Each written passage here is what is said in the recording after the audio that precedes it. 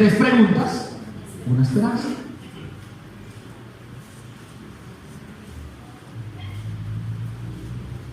Versículo 3. Mateo, Evangelio según San Mateo, capítulo 24, versículo 3.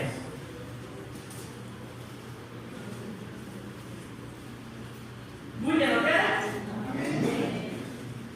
Vamos a leer el texto. Dice el Señor, lo voy a leer en NTV. ¿Cuánto le gusta la NTV? Levante la mano, los que le gusta la NTV. No traje Biblia. Muy bien, no traje Biblia. A esos que les gusta la NTV, pásenle un ejemplar de la palabra de Dios para que la puedan leer con nosotros. Bueno, NTV es una traducción viviente. No traje Biblia, dice. La NTV dice, leamos la reglita para que todos podamos participar de ella sin enredarnos. Dice, y estando él sentado en el monte de los olivos, los discípulos se le acercaron aparte diciendo, dinos, ¿cuándo serán estas cosas? ¿Y qué señal habrá de tu venida y del fin del siglo? Déjelo ahí, póngase a ver. Porque ¿qué hace la mariposa? No, vamos a abejas. Vamos a leer como abejas otra vez. Versículo 3. Y estando él sentado en el monte de los olivos, los discípulos se le acercaron aparte diciendo, dinos, ¿cuándo serán estas cosas? ¿Y qué señal habrá de tu venida y del fin del siglo? ¿Qué encontramos en ese versículo? Diga conmigo, 3 preguntas. 3 preguntas. Los discípulos preguntaban por paquete. Ellos preguntaban, no se limitaban a hacer una sola pregunta. ¿Cuántas preguntas hacen en el texto? 3. ¿Cuáles son? ¿Cuándo serán estas cosas? Segundo, ¿qué señal habrá de tu venida? Y tercero, y del fin del siglo. Esas 3 preguntas son las que vamos a ver. Bien, la primera pregunta, ¿cuándo serán estas cosas? Nos remitimos al versículo 1 y 2 del mismo capítulo 24, que dice, NTV, y cuando vean a Jerusalén rodeada de ejércitos, entonces sabrán que ha llegado el tiempo de su destrucción. Entonces, los que estén en Judea, huyan. Perdón. ¿Por qué ustedes no me dicen? No. Vamos a leerlo aquí. Cuando Jesús salió del templo y se iba, se acercaron sus discípulos para mostrarle los edificios del templo. Respondiendo, él les dijo, ¿veis todo esto? De cierto os digo que no quedará aquí piedra sobre piedra que no sea derribada. Cuando los discípulos preguntan la primera pregunta, ¿cuándo serán estas cosas? Están preguntando sobre esto que el Señor les dice. De cierto os digo que no quedará piedra sobre piedra de esto que ustedes me están mostrando, de esto que ustedes me están presumiendo, que no sea derribado. ¿Sabían que el templo de Salomón era lo que ellos tenían como orgullo y demostrarle a la gente la majestad del templo de Salomón?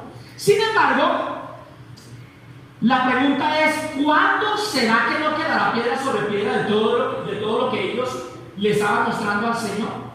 La respuesta está en Lucas 21:20. Lucas 21:20 al 24. Escriba la cita. Lucas 21:20 al 24, que dice: y cuando vean a Jerusalén rodeada de ejércitos, entonces sabrán que ha llegado el tiempo de su destrucción. Entonces los que estén en Judea huyan a las colinas, y los que estén en Jerusalén deben salir, y los que estén en el campo no deben volver a la ciudad, pues serán días de la venganza de Dios, y las palabras proféticas de las Escrituras se cumplirán. Qué terribles serán esos días para las mujeres embarazadas, para las madres que amamantaron. Pues habrá desastre en la tierra y gran enojo contra este pueblo. Los matarán a espada, serán enviados cautivos a todas las naciones del mundo, y Jerusalén será pisoteada por los gentiles hasta que el tiempo de los gentiles, llegue a su fin.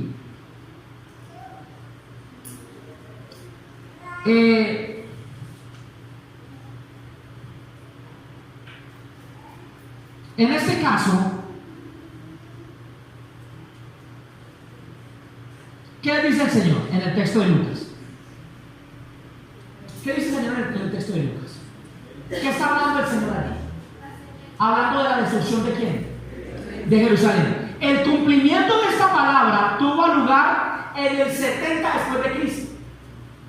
Es decir, que si el Señor dijo esta palabra más o menos en el 30 después de Cristo, o 31 o 32 después de Cristo, más o menos 40 o 30 años después de que el Señor dio esa palabra, fue el cumplimiento. El emperador Tito, el casi emperador o futuro emperador Tito, hijo de Vespasiano, emperador romano, y sus ejércitos rodearon la ciudad de Jerusalén y destruyeron toda la ciudad y destruyeron el altar y el templo. Y el templo de Jerusalén no se ha vuelto a reconstruir. Lo único que hoy queda del templo de Jerusalén es lo que se llama el muro de las lamentaciones. Que los que hemos ido a Jerusalén lo hemos visto. Yo he ido a Jerusalén, allá un barrio que hay allá arriba en el sur. ¿Cuántos han ido a Jerusalén allá en el sur? ¿Bien? Tenemos que orar para ir al otro Jerusalén, al del mar.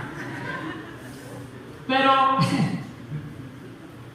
cuando nosotros tenemos la oportunidad de ver por los medios de comunicación, ¿qué es lo que en este momento queda como lo único que quedó del templo, perdónenme la redundancia, que fue destruido en el 70 después de Cristo? El muro de las lamentaciones. El templo de Jerusalén fue destruido su altar, pero antes de que fuese destruido, dice el Señor, cuando ustedes vean que los ejércitos rodean a Jerusalén, en este caso dice textualmente el Señor, cuando vean a Jerusalén rodeada de ejércitos, acuérdense de este momento. El Señor muere, resucita y se va para el cielo.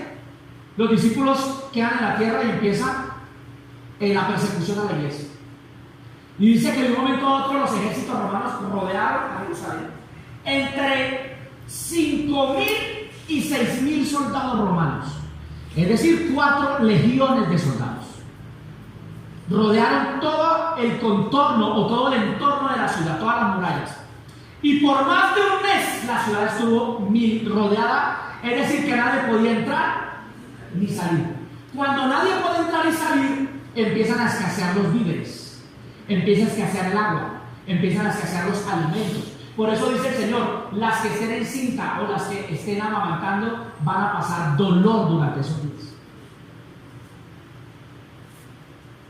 Porque el cumplimiento de esa palabra tuvo lugar en este episodio, en este suceso triste, en este suceso trágico. Dicen, por eso dicen, los que estén en Judea, váyanse. Los que estén en los montes, el que estén en medio de ella, váyanse, no vayan a la ciudad. Porque el sitio romano era constante. Caerán a filo de espada y serán llevados cautivos, dijo el Señor en ese texto.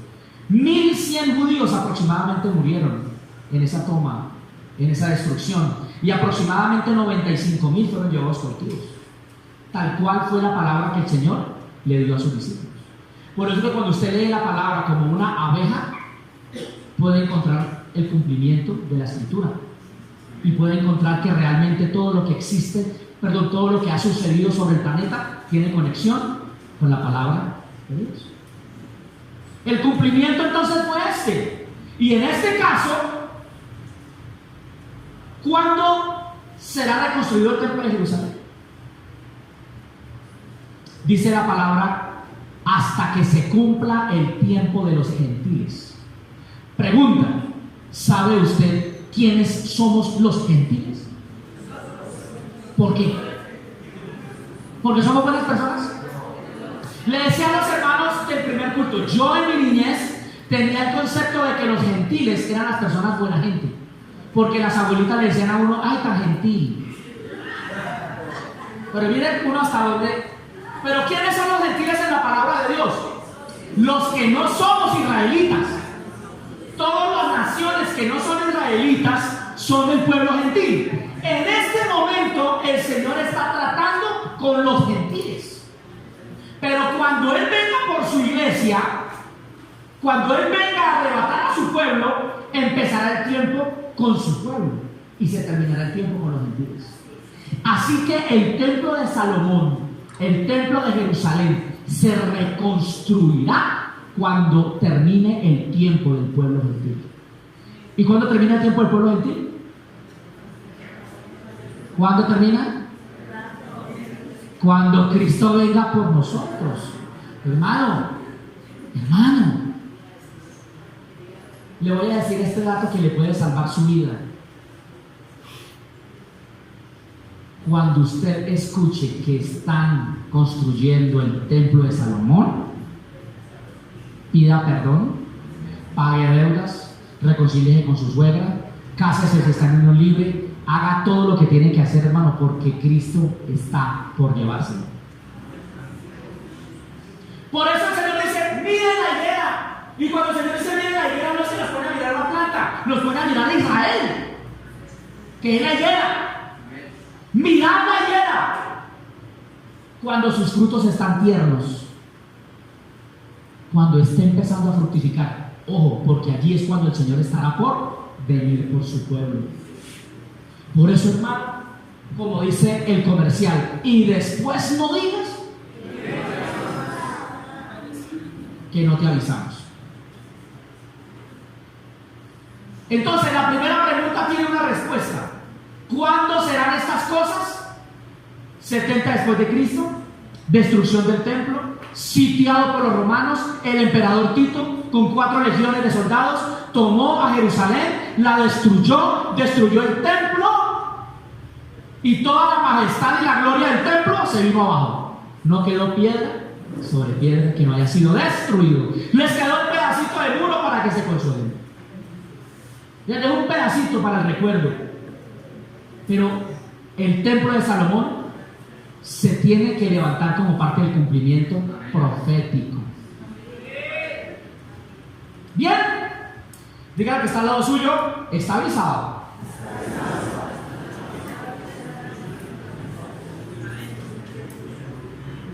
Segunda pregunta. ¿Cuál es la segunda pregunta?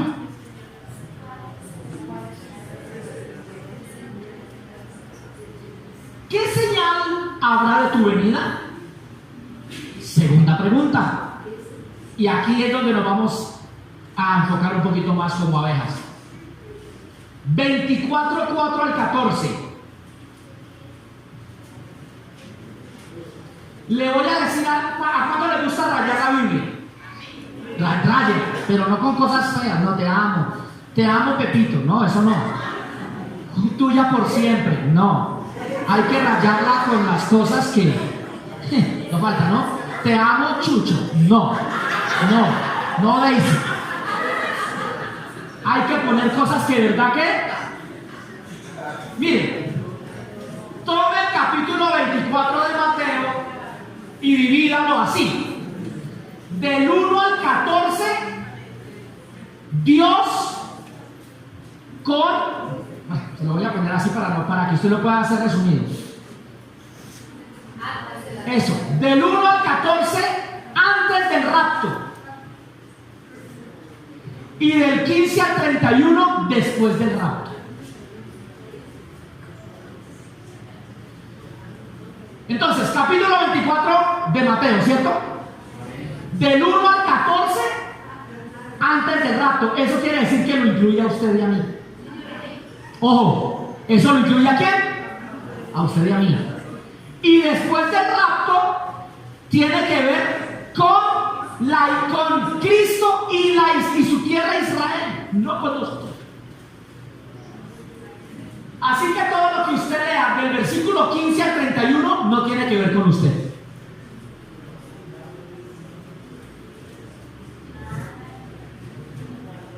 No tiene que ver con usted, tiene que ver con quién. Con Israel. ¿Listo? ¿Ya hizo el ejercicio? A ver. ¿Qué pasó, siervo? ¿Ya lo hiciste? Muy bien. Del 1 al 14, antes del rapto, es decir, Cristo con la iglesia. Y después del 15 al 31, Cristo con Israel. Con el solo hecho de que entendamos el texto con esas dos plataformas, ya nos vamos ubicando, ¿cierto? Muy bien. Entonces, ¿qué señal habrá de tu venida? En este caso, las señales están en el 24 del 4 al 15 o al 14. Dice el Señor, Jesús les dijo, no dejen que nadie los engañe, porque muchos vendrán en mi nombre y afirmarán, yo soy el Mesías, y engañarán a muchos. Ustedes oirán de guerras y de amenazas de guerras, pero no se dejen llevar por el pánico. Es verdad, esas cosas deben suceder, pero el fin no vendrá inmediatamente después. Una nación se entrará en guerra con la otra, y un reino con otro reino. Habrán hambres, terremotos en muchas partes del mundo, pero todo esto es el comienzo de los dolores de parto. Luego vendrán más.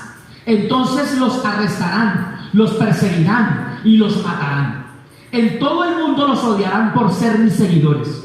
Y muchos se apartarán de mí, se traicionarán unos a otros y se odiarán. Y aparecerán muchos falsos profetas y engañarán a mucha gente. Abundará el pecado abundará el pecado por todas partes, y el amor de muchos se enfriará. Pero el que se mantenga firme hasta el fin, este será salvo. Y se predicará la buena noticia acerca del reino por todo el mundo, de manera que todas las naciones la oirán, y entonces vendrá el fin. ¿Qué respuesta? La respuesta contundente. Entonces esta respuesta de lo que sucederá antes de la venida, lo queremos o lo vamos a dividir en lo siguiente. Primero, aspecto religioso.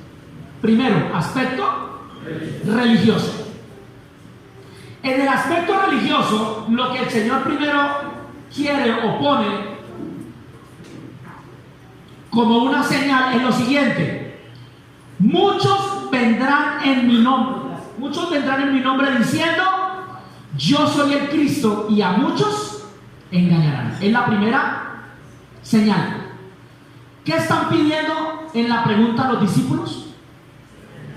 ¿Qué señales? Ahora, ¿qué es una señal? Cuando usted va por la vía manejando, ¿usted qué encuentra? Señales. Pastora Licenia hizo el curso de conducción hace poco. Pastora, ¿qué tipo de señales hay?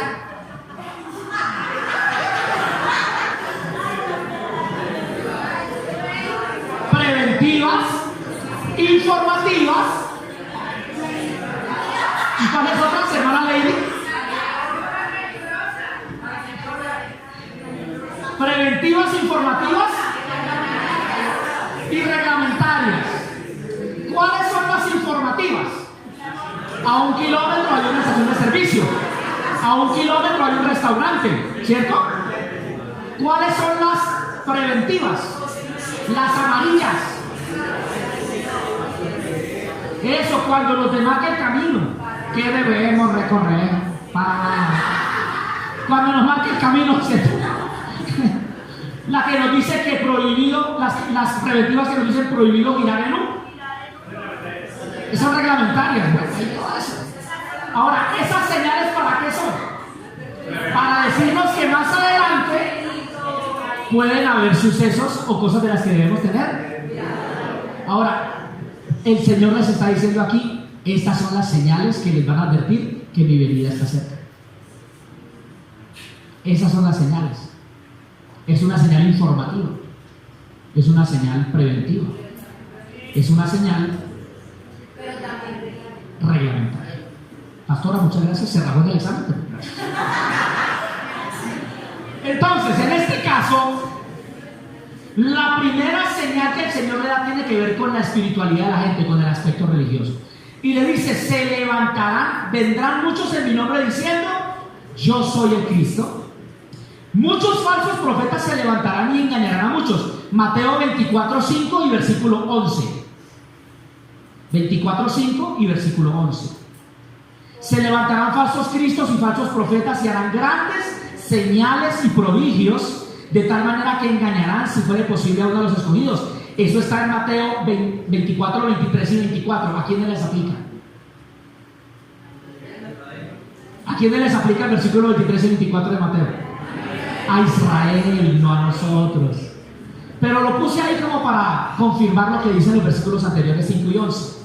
Ahora, desde que Jesús habló estas palabras, se han levantado alrededor de 1100 personas en el mundo que se han proclamado ser el Cristo.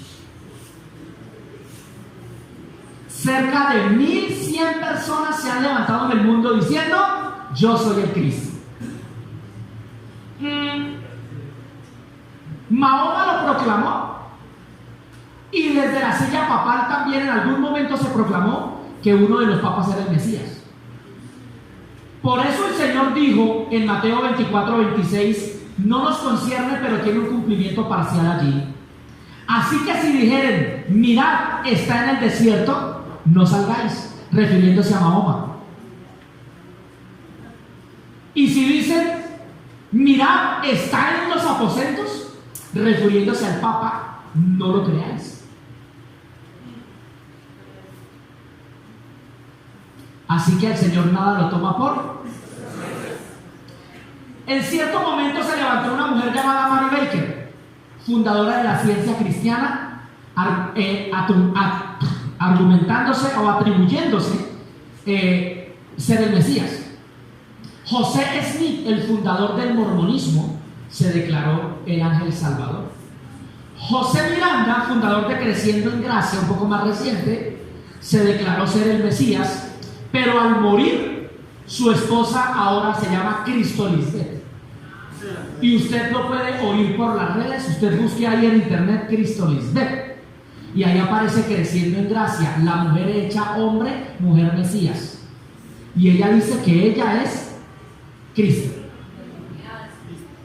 El problema no es ella, el problema es que la gente le cree. Y tiene seguidores y adeptos por todo el mundo que escuchan cómo tuerce las escrituras para sacar sus doctrinas. Se autodenominan ser el Cristo. Se autodenominaron ser el Cristo. Pero la palabra del Señor también me dice que no solamente se levantarán personas diciendo que son el Mesías, sino que también se levantarán falsos profetas. 24:5. Muchos falsos profetas se levantarán y engañarán a muchos. Y si hay algo que la palabra de Dios condena en los profetas mayores, en los profetas menores y aún el mismo Cristo, es que los profetas falsos se han proliferado y siempre han existido, engañando a la gente. Y estos tiempos no son la excepción. Yo no sé si usted en algún momento en sus profundas lecturas de la palabra como Abel ha leído de Micaía. Levanten la mano los que sabían que había un personaje llamado Micaía en la Biblia. No es Miqueas, es Micaía. A mí al comienzo me caía mal, pero ya después lo empecé a leer y me parece que me cae bien.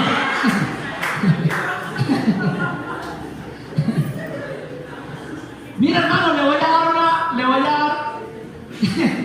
Mira, hermano, Micaía es un profeta de Dios. Y hay un escenario de Micaía que me impacta. El rey Acab creo que está junto a Josafat y están pensando en pelear contra los enemigos. No tengo en este momento mucho conocimiento del texto, pero lo que alcanzo a acordarme le digo. Y dice la palabra que Acab convocó a sus profetas. Y sus profetas empezaron a decir: oh rey, ve a la pelea contra tu adversario porque Jehová peleará por ti. Y todos cantaban y danzaban y decían: oh rey, será grande la victoria que Dios te va a dar, será grande. Y dice la palabra que uno de esos falsos profetas tomó unos cuernos de hierro y se lo puso en la cabeza y decía: así como este cuerno de hierro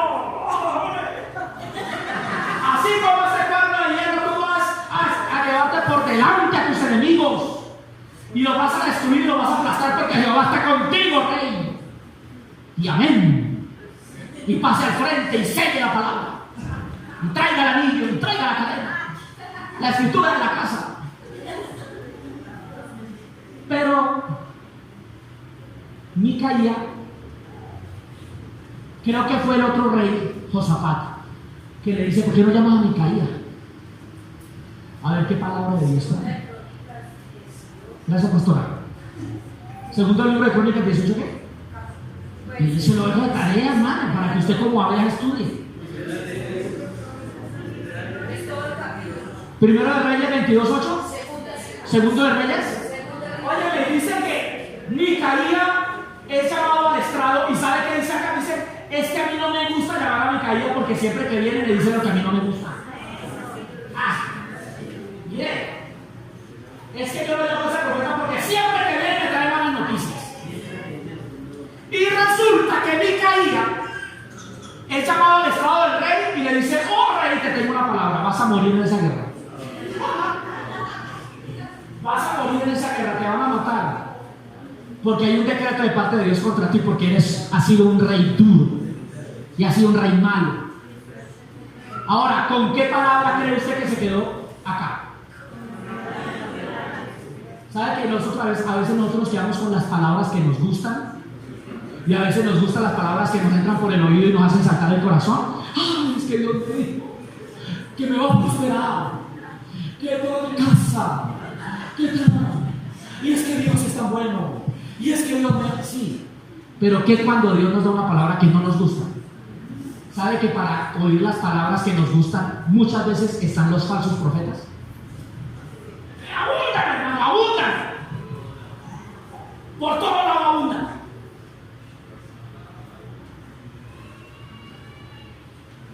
Y por eso el Señor le dice: usted tiene una señal de que yo estoy por venir a la tierra, pues se levantarán profetas que le van a anunciar el oído a la gente, y muchos van a ser engañados. Y muchos van a ser engañados.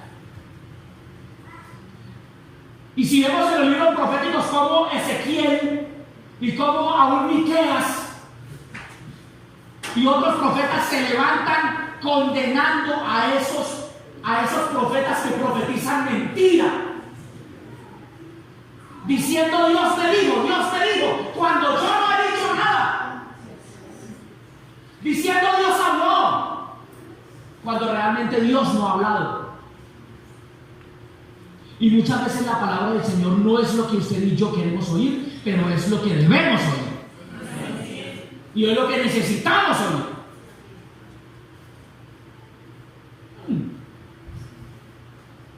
Muchos falsos profetas. Y en este caso los mormones, los testigos de Jehová, dice que se levantarán falsos profetas que fundarán sectas. Los mormones, testigos de Jehová, la ciencia cristiana, el espiritismo, los cristadelfianos, que es una hermandad de Cristo, la teosofía, que es la relación con Dios mediante el conocimiento humano, y aún el movimiento adventista. Falsos profetas. Dice primera carta a Timoteo 4:1 y 2 que el Espíritu dice claramente que en los postreros tiempos algunos apostatarán de la fe, escuchando a espíritus engañadores y a doctrinas de demonios. Porque vendrá el tiempo en que no sufrirán la sana doctrina, sino que teniendo comezón de oír, se amontonarán maestros conforme a su concupiscencia y apartarán de la verdad el oído y se volverán a las historietas. Todo porque hay falsos. Segunda carta a Timoteo 4:3 y 4, caballero. ¿Y sabe qué me preocupa? Que hoy muchos fácilmente caen buscando un evangelio diferente. Muchos hoy fácilmente en busca de un evangelio novedoso caen en vacíos doctrinales y son engañados por el error. ¿Sí sabe que hay sectas que aún se hacen llamar el cuerpo de Cristo y dicen que no hay que ayunar? que el ayuno ya no es de nosotros, que eso era de antes. Y muchos, aunque no lo han creído, no lo hacen. O lo hacen poco. Sectas donde la gente quizá cansada del evangelio tradicional quiere buscar un evangelio renovado. Y por buscar evangelios renovados terminan creyendo a historietas y a fábulas. Entonces, esto genera para este tiempo una enfermedad que se está carcomiendo la iglesia, y es la existencia de un evangelio meramente teórico y poco vivencial. Dígalo conmigo, la existencia de un evangelio meramente teórico y poco vivencial. ¿Qué significa esto? Que no estamos llevando el evangelio que conocemos a la práctica de vida. Entonces, ¿qué sucede? Yo soy una persona que conozco la palabra de Dios y sé que no debo robar, pero robo. Soy una persona que conozco el evangelio y sé que debo evitar caer en el adulterio, pero soy una persona que sé que los borrachos no heredarán el reino de los cielos. Ya usted sabe. Sé que la palabra del Señor me dice: ninguna palabra corrompida salga de vuestra boca. Pero tengo suficiente armamento y arsenal de palabras obscenas para tratar mal a mi hermano. Y cuando estoy arreglando una diferencia con alguien, fácilmente salen de mi boca palabras de doble para arriba y de triple y de doble. La pregunta es: ¿dónde está ese evangelio si no está transformando mi manera de vivir? ¿Dónde está ese evangelio si no se arregla la diferencia con alguien en buenos términos? Si no soy conciliador, si no soy perdonador, si soy humillante. ¿De qué sirve conocer una verdad de la palabra, una verdad escritural, si me estoy autoengañando? Si he aprendido un número o un listado de maneras y de formas que la palabra del Señor me exige que debo vivir, pero no me parece. O peor aún, aplico las que me parecen y las otras no. En cierta manera, nosotros hemos hecho del evangelio una secta. No porque el evangelio en sí sea malo, sino porque lo vivimos mal.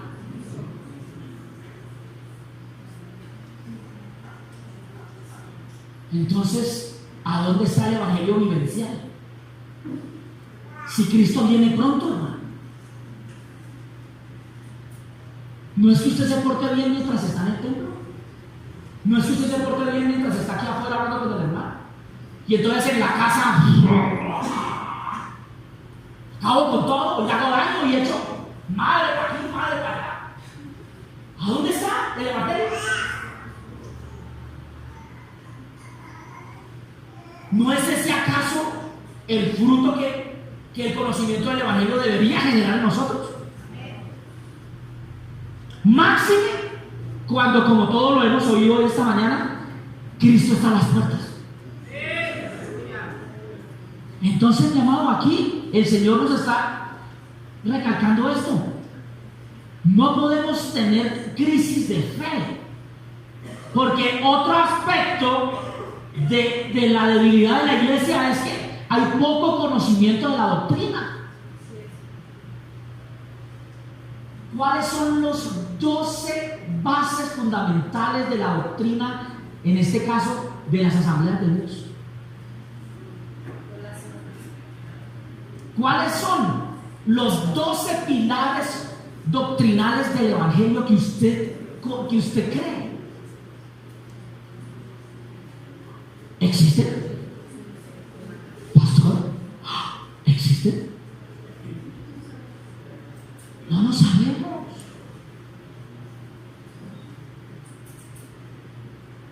¿Creemos en la encarnación? ¿Creemos en la resurrección, en la muerte y resurrección de Cristo? Creemos en la sanidad divina, creemos en el bautismo del Espíritu Santo, creemos en el bautismo por inmersión, creemos en el Padre, Hijo y Espíritu Santo, creemos en la Escritura como la santa palabra de Dios inspirada, creemos en la iglesia como el cuerpo de Cristo. Por ahora, pastor. Creemos en el cielo, creemos en el infierno, creemos en el arrebatamiento de la iglesia a la parousia, creemos en el milenio, en la Santa Cena. Todo eso creemos. ¿En serio, pastor, creemos todo eso? Pues sí. Con textos, con citas. Creemos en la regeneración por el Espíritu.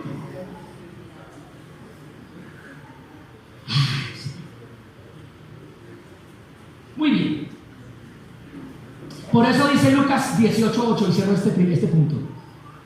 Cuando venga el Hijo del Hombre, ¿hallará fe en la tierra? La pregunta. Cuando venga el Hijo del Hombre, ¿hallará fe en la tierra? La pregunta. ¿Cómo está la fe? ¿Cómo está la fe? Me atrevo todavía a preguntar: ¿hay fe? ¿O hay religión? Es que yo voy a la iglesia porque mi abuelita me trae. Pero el día que mi abuelita no lo levanta palo de la cama para venir a la iglesia, no viene. Entonces la pregunta es: ¿tiene fe ese joven? No. ¿Qué tiene? Nada. Nada, flojera. No tiene fe. ¿Qué tiene que hacer ese joven? Nacer de nuevo y empezar a edificar su propia fe, su propia relación con Dios. Muy bien. Segundo aspecto, el aspecto político es otra señal de que Cristo está por venir. Y en el aspecto político dice Mateo 24:6 y 7: oiréis de guerras y rumores de guerras, pero mirad que no os turbéis, porque es necesario que todo esto acontezca, pero aún no es el fin, porque se levantará nación contra nación y reino contra reino. Así que cuando usted sepa que hay guerras y rumores de guerras, dice el Señor, no se alarmen, porque ese no es el fin. Eso significa que ya está cerca, pero ese no es el fin. Los que somos modelos antiguos sabemos qué pasó en la guerra del Golfo Pérsico. Levanten la mano. No, pues todos son aquí re jovencísimos, pues, re jovencitos. ¿No se acuerdan de la guerra del Golfo del 90? 91. La toma del Palacio de Bueno, eso es una guerra interna, pero la guerra del Golfo Pérsico fue una guerra fuerte. Yo me acuerdo que yo estaba hospitalizado ese mes, que esa guerra duró más de un mes. Yo estaba hospitalizado en Villavicencio, en la clínica de Seguro Social, y yo tenía un pequeño radio, y por ahí todos los días escuchaba los bombardeos, que los aliados contra Saddam Hussein, bueno, en fin, con todo ese imperio, bueno, en fin, allá en Irak, toda esa zona. Cuando ese tiempo se levantaron muchos hermanos a decir: Cristo viene pronto, no, hay guerras. Y es la hora que todavía, porque eran guerras y rumores. Y el Señor, que decía: tranquilos, que solamente son señales, pero aún no es el fin. En este caso, siempre han existido conflictos fronterizos, guerras, crisis, guerrillas, amenazas, rumores de guerras, confrontaciones bélicas y diplomáticas en las naciones. La Primera Guerra Mundial desató una crisis mundial y abrió las puertas a la Segunda Guerra Mundial, donde murieron 21 millones de personas. Y hubo 29 millones de heridos y mutilados en la Segunda Guerra Mundial. La bomba de Hiroshima, ¿se acuerdan? 1945 en Nagasaki, murieron muchas personas allí. Sin embargo, las guerras no se detienen.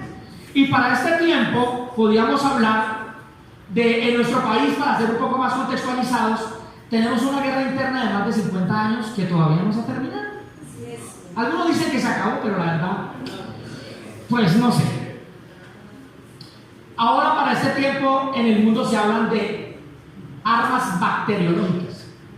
O sea, en este tiempo podríamos hablar de que inseminan, por decirlo así, bacterias en el ambiente, y en un abrir y cerrar de ojos pueden morir 5, 10, 20 millones de personas por una bacteria.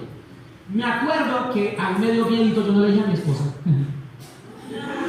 Cuando fuimos con mi esposa a un viaje internacional, el único que has hecho conmigo, estábamos embutidos en ese chorizo con alas, que un avión es un chorizo con alas. Sí, un avión es un chorizo con alas. Sí, hermano, usted lo ve a ver bonito, pero es un chorizo. Nadie puede salir de ahí, puede que cierre la puerta. Ahí me da un poquito de claustro. Pero cuando estábamos por aterrizar, la azafata sacó un spray, ¿te acuerdas? Y paseó 3 veces por todo el pasillo.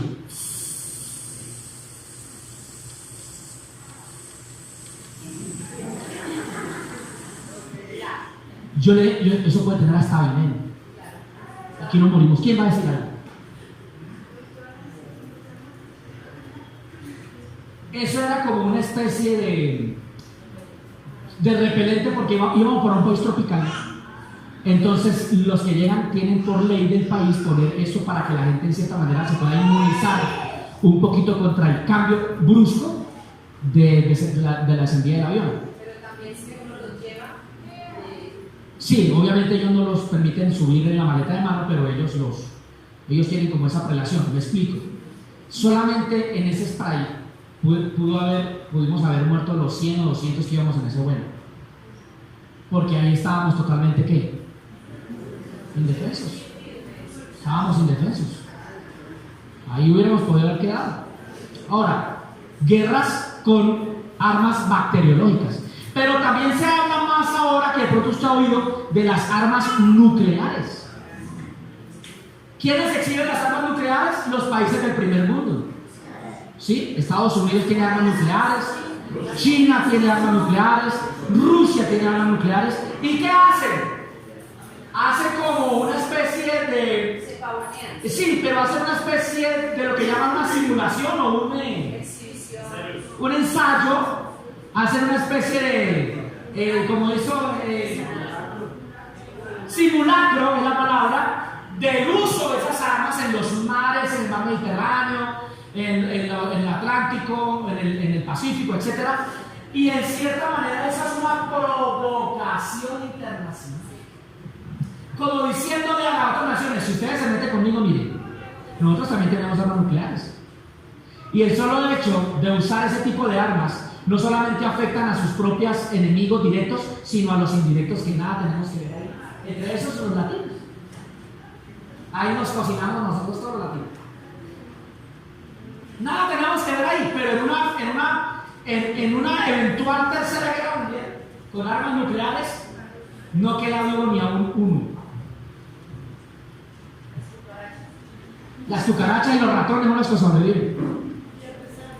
En este caso, en el aspecto político, podríamos ver en el tema de las guerras que los países se interesan por mejorar cada vez más su armamento y tener armamento de última tecnología, teniendo en cuenta que una tercera guerra mundial es inminente y parece ser que esa tercera guerra mundial va a suceder cuando nosotros no estemos aquí. Por lo menos usted y yo deberíamos estar como un poquito más alegres. Siguiente aspecto, el aspecto natural. Hemos visto 3 aspectos: aspecto religioso, aspecto político y ahora aspecto natural. Dice la palabra, y oiréis,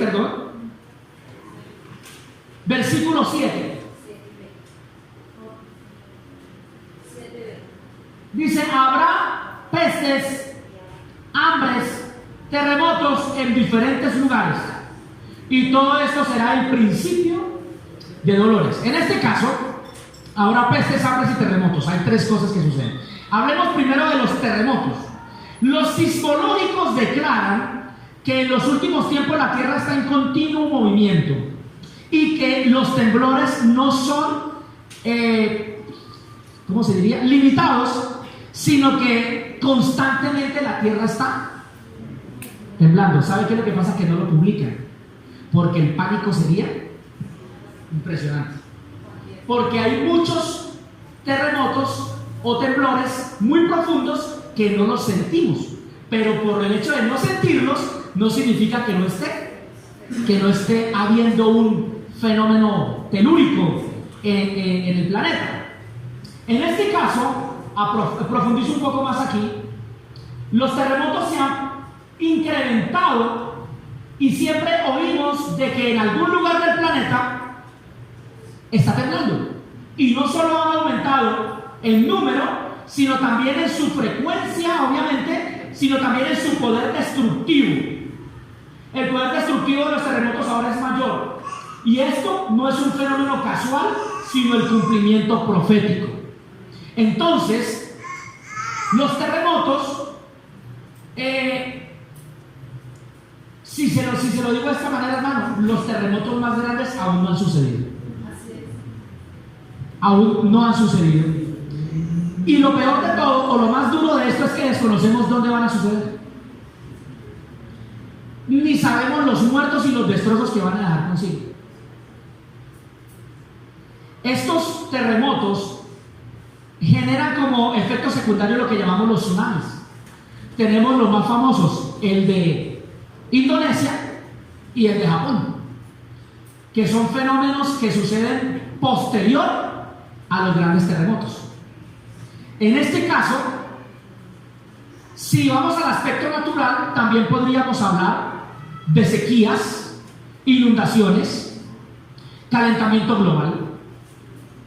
Podríamos hablar incluso, como dice la palabra en Romanos 8:22, que la tierra gime con dolores de parto. ¿La tierra gime con qué? La tierra está cansada, agotada. A esto me le sumo lo siguiente, que aunque lo dice en los versículo 22, que ya no aplica directamente a nosotros, pero lo digo porque en cierta manera sí lo hemos percibido y los científicos lo han constatado, y es que algunos geofísicos han certificado y estudiado el aceleramiento del eje de la Tierra, que los días sí son más cortos. El conocimiento humano, que efectivamente dice que el eje de la Tierra está acelerado en varios microsegundos, y esto fue causado por los fuertes movimientos telúricos que la Tierra viene resintiendo durante las últimas décadas. Los estudios de la NASA confirmaron que terremotos como el de Chile en el 2010, Japón en el 2011 y aún como el de Sumatra en el 2004 causaron un aceleramiento en nuestro eje de varios microsegundos. El doctor Schumann, científico astrofísico, afirma que el día que nosotros consideramos de 24 horas en realidad tiene 16. De los 80 para acá, la Tierra ha empezado a sufrir aceleramientos en su propio eje debido a los sacudones de los terremotos, y se mueve en su propio eje por microsegundos. Entonces, busque en internet. Le voy a dar 2 páginas para que usted investigue eso. Le voy a dar 2 páginas. La primera, acontecer cristiano. Acontecer cristiano, usted ponga acontecer cristiano, aceleramiento de la Tierra, y ahí le bota la información. Usted que le gusta estudiar como abeja. Y la segunda página que le voy a dar, que está muy importante, Mateo 24. Ahí también está, Mateo 24. Ahí también está, Mateo 24. Página 1200 y pico de mi Biblia.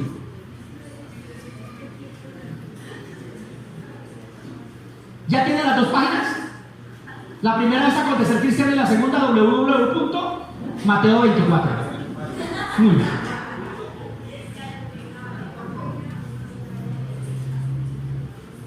La Biblia describe en Apocalipsis 16:18 que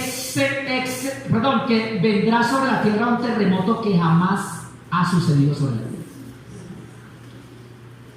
Será un terremoto violento que de por sí acelerará de manera muy, pero muy evidente la rotación de la Tierra, y lo acelerará en muchos microsegundos.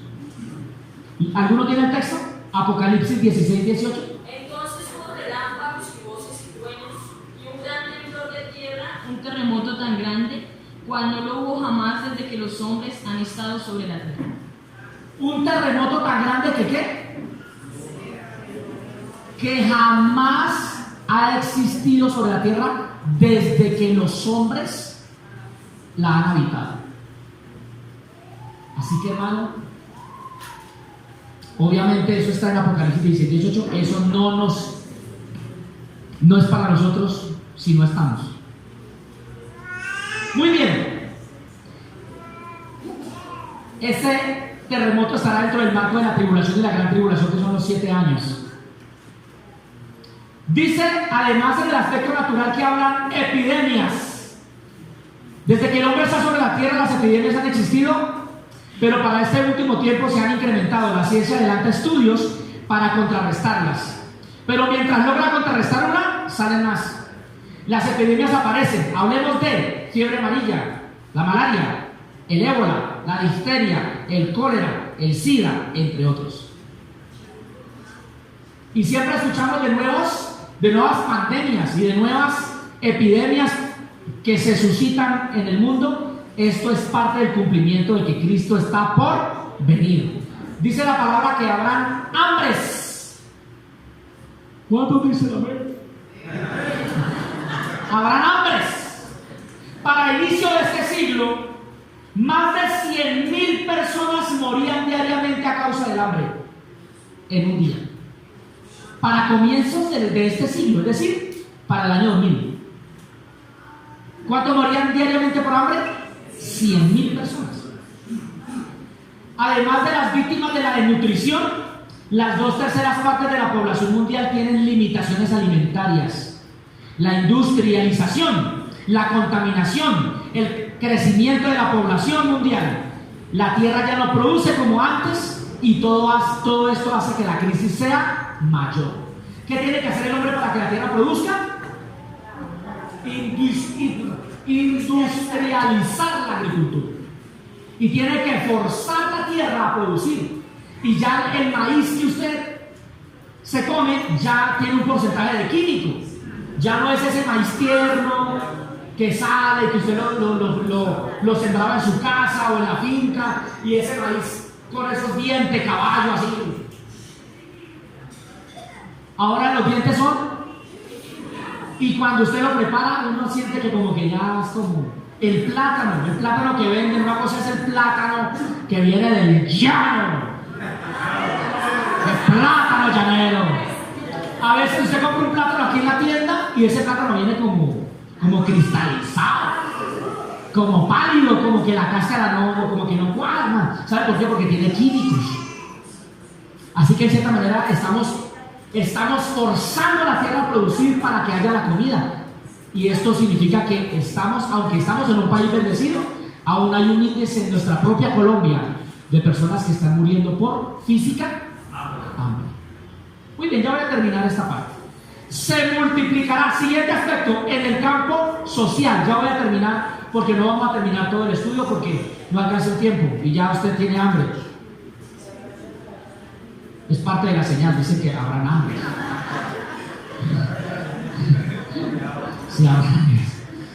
En el aspecto social, dice la palabra que se multiplicará la maldad. Mateo 24, 12 y 37 dice: y el amor de muchos se enfriará, mas como fue en los días de Noé, así será la venida del Hijo del Hombre.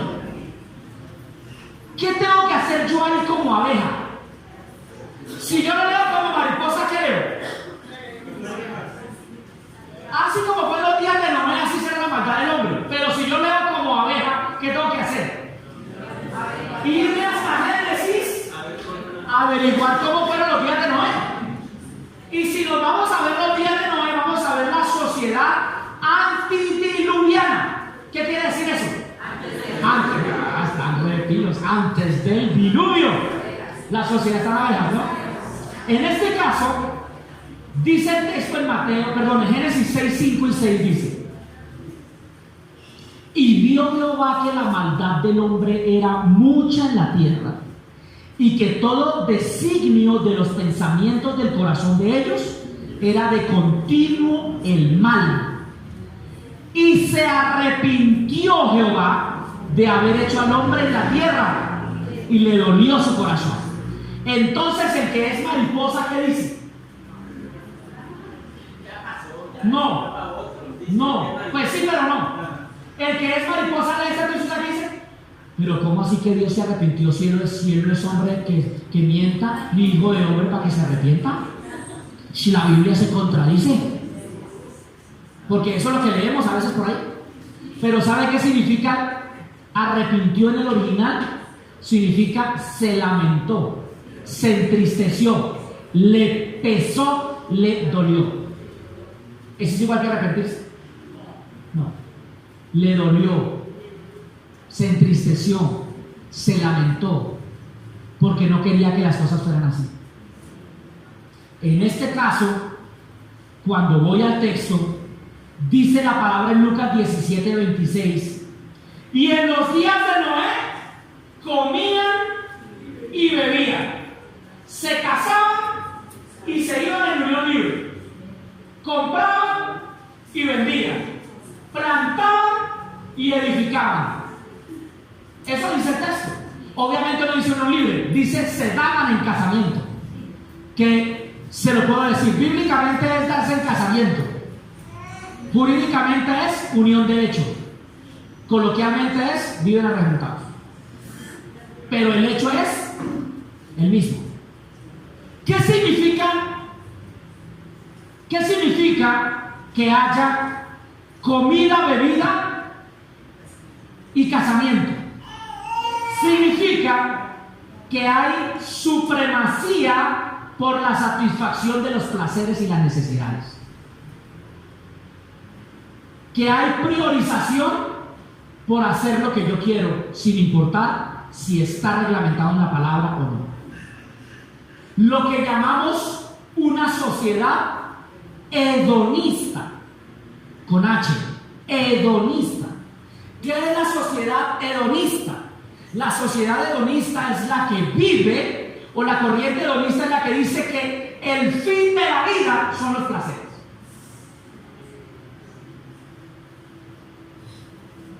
Ahora, ¿son los placeres el fin de la vida? Muchos lo creen así. Por eso dice, comían, bebían, se casaban y se daban en casamiento. Es decir, que los placeres y las satisfacciones naturales eran la prioridad de la existencia. Eso eran los días de Noé. Y por eso dice la palabra que se multiplicaba la maldad. Y dice además de esto que ellos también compraban, vendían, plantaban y edificaban. Que además de que los placeres eran el fin de la vida, también el cumplimiento de los sueños y el cumplimiento de sus metas terrenales era su motivo de vivir. En este caso, distraídos por sus logros y sus alcances personales. Esa era la sociedad de Noé. Entonces, cuando hablamos un poco de la perspectiva de los días de Noé, hablamos de que no importa qué reglas tengas que romper, lo que importa es que tú te sientas bien. No importa qué reglas o qué leyes tengas que romper, lo importante es que te sientas bien. Entonces, el que está en un cuerpo de hombre, ahora dice, yo soy mujer, encarcelada en un cuerpo de hombre. Entonces, ¿qué me dice el hedonismo? ¿Qué me dice el hedonismo? Colabore. Sea mujer, sin importar si ya eres casado y tienes esposa e hijos. Y yo he escuchado casos de esposas que me dicen, es que mi esposa ahora se volvió homosexual, se volvió mujer. No estamos hablando de nada que no estemos viviendo en estos días. Usted es mujer pero se siente gato. Y en internet hay una historia de una mujer que se siente gato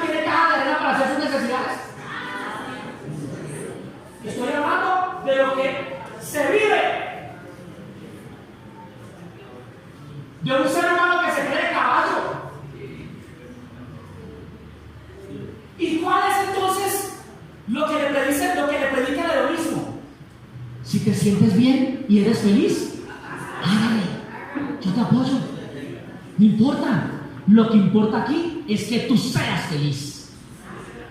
Lo que importa aquí es que sientas que estás realizada. No se sabe. No se sabe. Ahora, ¿dónde están los principios? Ahora, cuando se habla de plantar y de edificar, entonces, ¿qué te dice que en la sociedad? No importa por encima de quién tengas que pasar, no importa cuántas cabezas tengas que aplastar, cumple tus sueños. Podríamos hablar aún de la regla que dice que el fin justifica los medios. Pero esas son las pseudo verdades de esta sociedad. El amor de muchos sé, y ese amor no es solamente hacia Dios, es también hacia mis semejantes, es también hacia mi hermano, hacia mi hermana. Se multiplicará la maldad. Dice 2 de Timoteo 3:1-4. También debes saber esto, que en los postreros días vendrán tiempos peligrosos, porque habrá hombres amadores de sí mismos, ávaros, vanagloriosos, soberbios, blasfemos, desobedientes a los padres,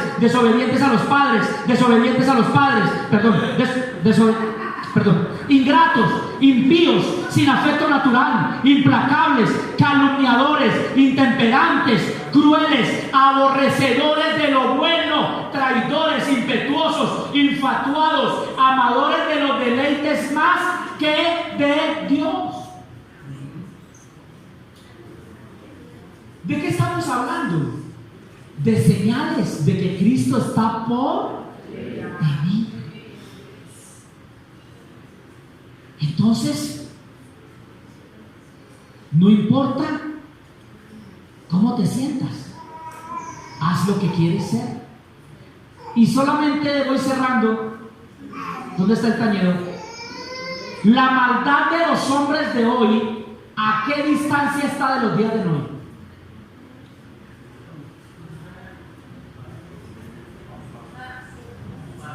Canadá ya aprobó el sexo con animales. Canadá como país es pionero en aprobar la zoofilia, sexo con animales, aprobado por ley.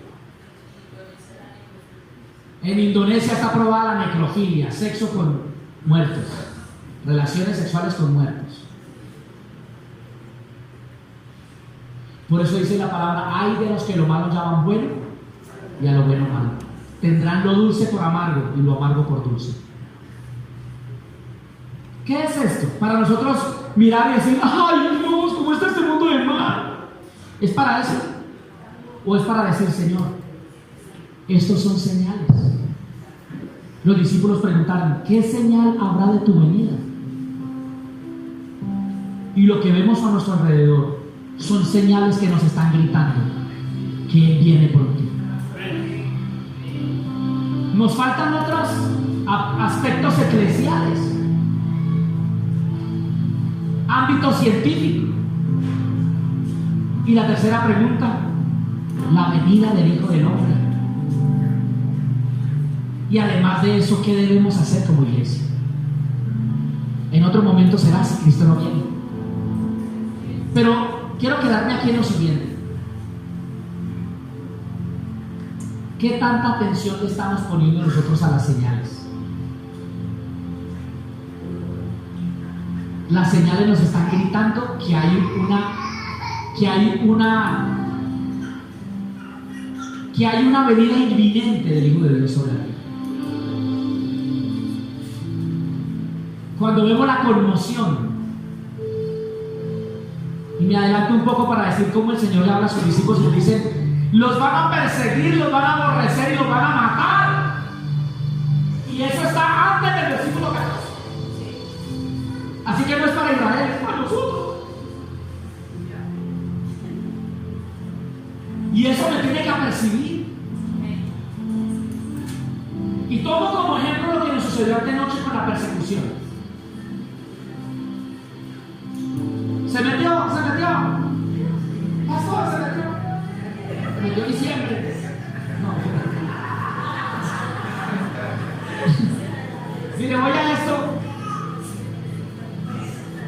Porque cuando la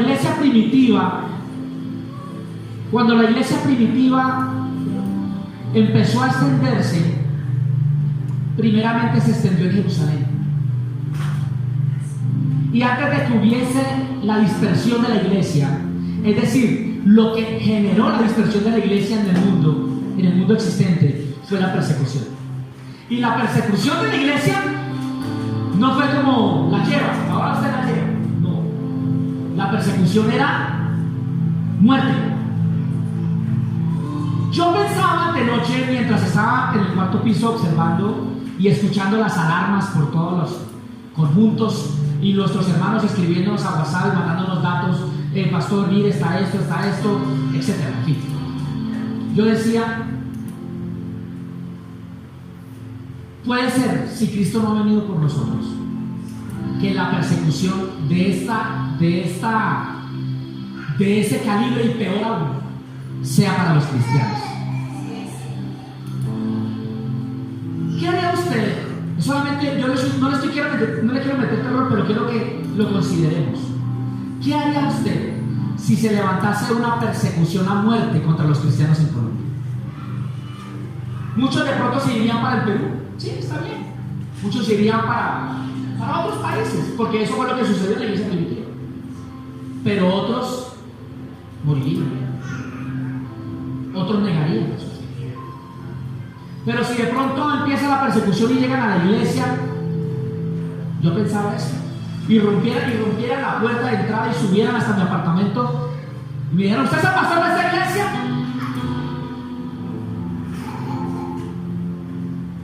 ¿Qué diría yo? No, yo solo la cuido, el pastor está viajando.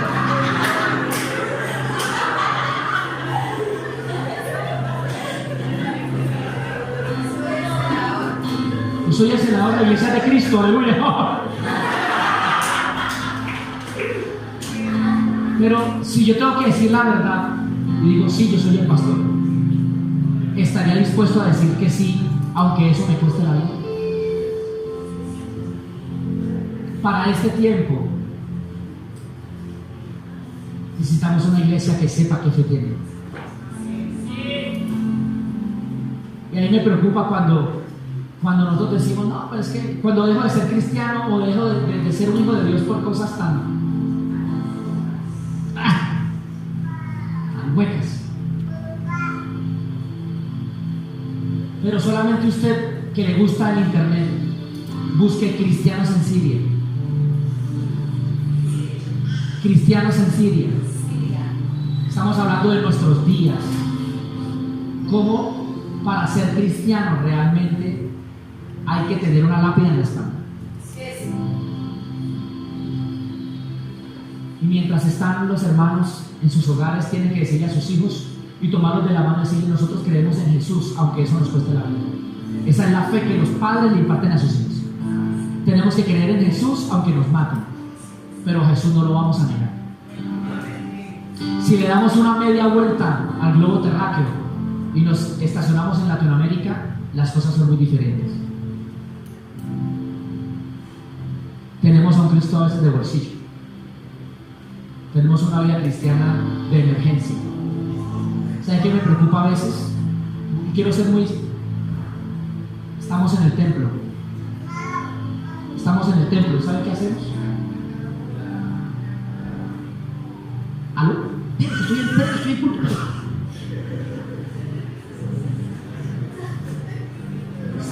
Nos salimos del culto a contestar una llamada. Y bien, hermanos, usted lo ha hecho, no. Ah, pastor, ya empezó esta banda. No, mire, cuando usted está en una clase de universidad, usted no puede hacer esa payasada.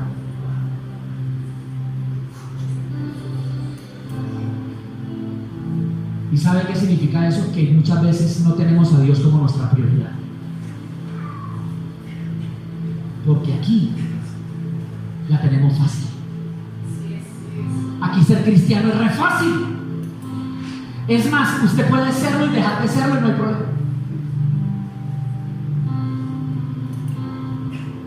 Pero hoy el Señor nos está diciendo, hay señales muy claras pueden estar gritando a nuestro espíritu: yo vengo pronto. Y qué dolor sería que ese momento llegase y que no estemos listos. Esta mañana uso una ilustración y lo voy a dejar en su corazón para hacerlo. Ya estoy cerrando la Biblia, ya, mire, ya, termino. Ya, mejor dicho, ya, mire.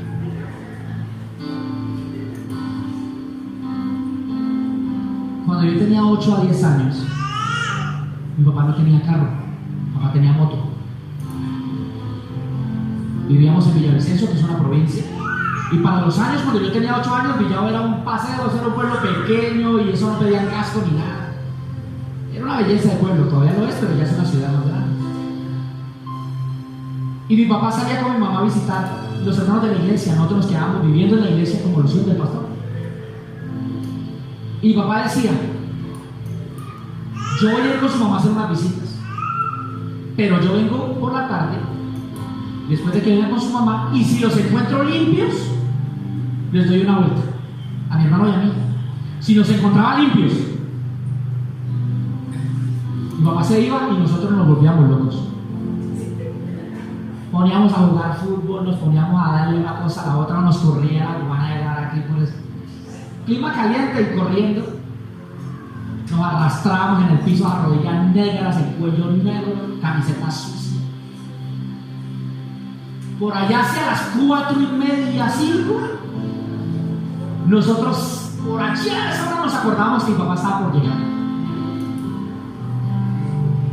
Y a veces nos olvidábamos, pero resulta que subiendo a la iglesia, en ese tiempo el parque estudiantes era subiendo, no bajando como ahora.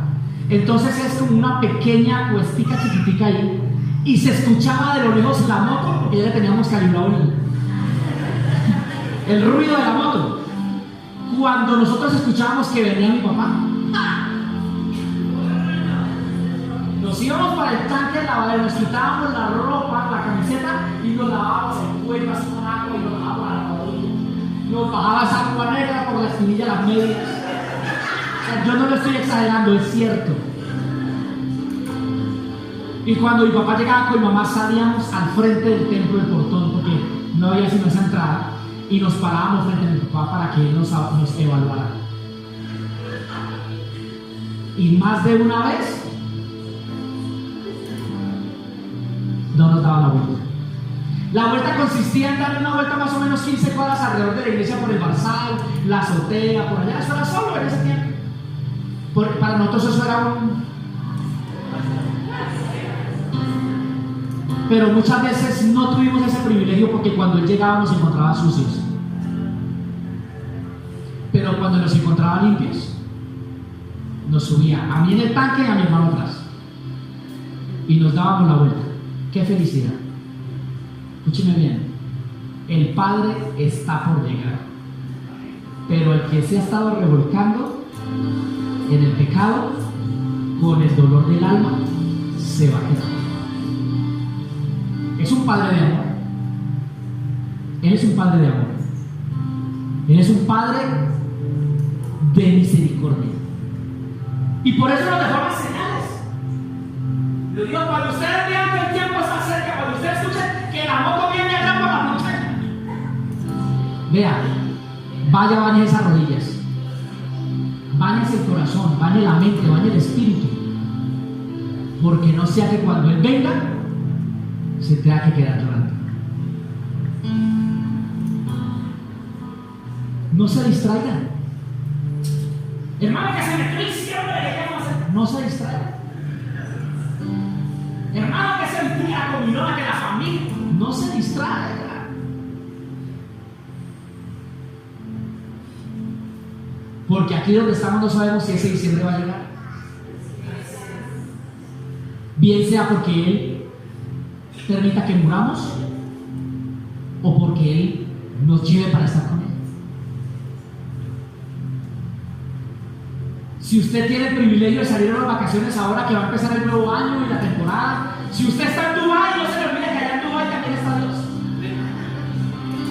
Si usted usted está así en las Canarias, allá bronceándose, no se le olvide que allá está Dios. Si usted está en Sasaima, no se le olvide que allá está Dios. Si está en Melgar, no se le olvide que allá está Dios. Si usted está con su familia recibiendo el nuevo año y celebrando las fiestas, no se le olvide que en ese momento puede venir Cristo. Las señales, ahí están. Todo está escrito. De tal manera que ninguno tenemos excusa. Gracias, Señor, por hablarnos. Gracias por hablarnos. Recibimos tu palabra, Señor, con mansedumbre.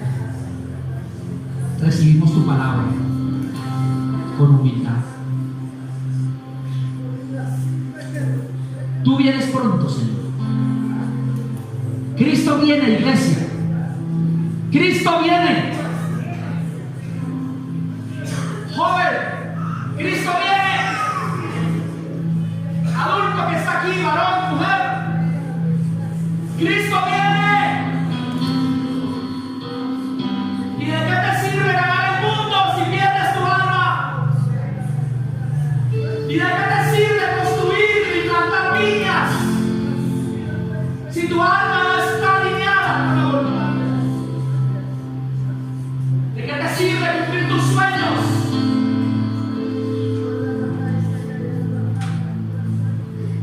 si Dios no es el centro de tu vida? Hoy te habla, iglesia, el Señor. No escuches a los profetas que te traen paz y prosperidad.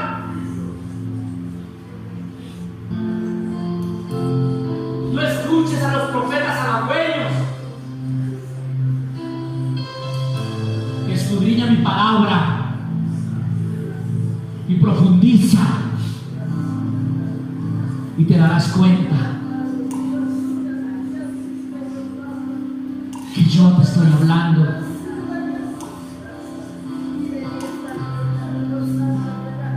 Las señales se han cumplido. Pueblo mío, prepárate para el encuentro con tu Dios. Prepárate para el encuentro con tu Dios. Señor, santifícanos. Santifícanos. Santifícanos. Santifícanos.